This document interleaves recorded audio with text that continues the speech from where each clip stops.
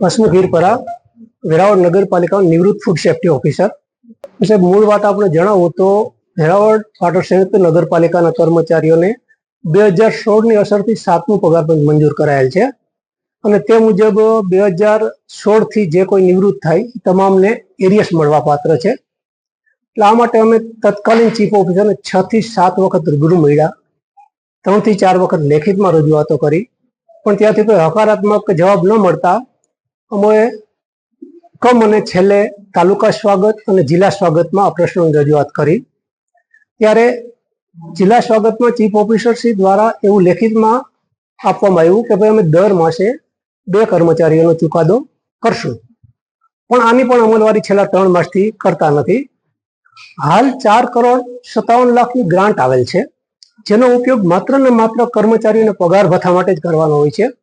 છતાં chief officer સાહેબાનો ચુકાદો કરવા તૈયાર નથી કે અમને મળવા તૈયાર નથી. જે કોઈ પણ ને અમે મોકલીએ છીએ રજૂઆત કરીને તો તેઓ એમ જ કહે છે કે એ લોકો તો જિલ્લા સ્વાગતમાં તાલુકામાં ગયા છે ને ત્યાંથી ચુકાદો થઈ જશે. એટલે આમાં મારી પ્રત્યે ઓરમાયું વર્તન રાખે છે, મારું એવું માનવું છે. અત્યારે પૈસા છે તો કર્મચારીઓનો હક છે, અમને પેન્શન મળતું નથી તો ખરેખર આ ચુકાદો કરી દેવો જોઈએ. આ માટે અમે આજ કલેક્ટર સાહેબને મળવા આવ્યા છે.